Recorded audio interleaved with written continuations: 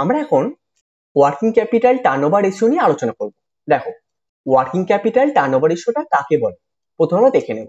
ঠিক আছে, তাহলে ওয়ার্কিং ক্যাপিটাল টার্নওভার রেশিওর বাংলা কি? কার্যকারী মূলধনের আবর্তন অনুপাত। প্রথমে আমরা দেখব এটা কাকে বলে। যে অনুপাতের সাহায্যে কোনো প্রতিষ্ঠানের কার্যনির্বাহের ফলে আগত রেভিনিউ ও কার্যকারী মূলধনের সম্পর্ক প্রকাশ করা হয় তাকে কার্যকারী মূলধনের আবর্তন অনুপাত বলে। তাহলে আমরা দেখলাম ওয়ার্কিং ক্যাপিটাল টার্নওভার রেশিওটা কাকে বলে, আমরা প্রত্যেকে দেখে নিলাম। ঠিক আছে, এবার আমরা দেখব ওয়ার্কিং ক্যাপিটাল টার্নওভার রেশিওর ফর্মুলা কি আছে।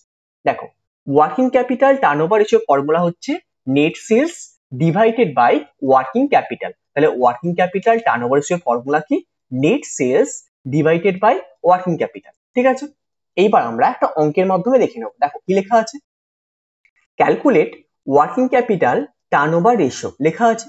ওয়ার্কিং ক্যাপিটাল টার্নওভার রেশিও বলে দিয়েছে। তাহলে কি লেখা আছে? কারেন্ট অ্যাসেটস লেখা আছে, কারেন্ট লায়াবিলিটিস লেখা আছে, রেভিনিউ ফ্রম অপারেশনস মানে কি?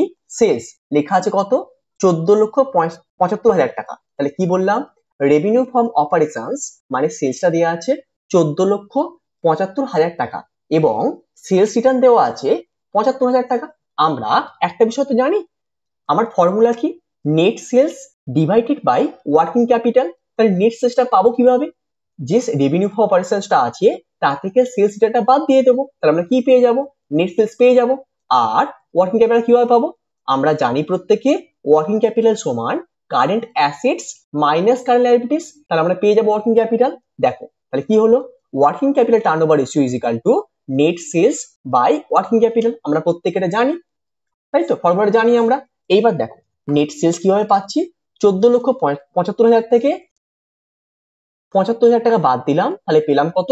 14 লক্ষ টাকা। এই 14 লক্ষ টাকা কি? Net sales. আর ওয়ার্কিং ক্যাপিটাল কিভাবে পাবো? Current assets minus current liabilities. Current assets ছিল কত? 5 লক্ষ মাইনাস কারেন্ট লায়াবিলিটিস ছিল কত? 3 লক্ষ। তাহলে 5 লক্ষ মাইনাস 3 লক্ষ এলো কত? 2 লক্ষ টাকা। তাহলে আমরা পেয়ে গেলাম net sales divided by working capital. দেখো তাহলে ফর্মুলা বসিয়ে দিলাম। 14 লক্ষ টাকা কি ছিল আমার?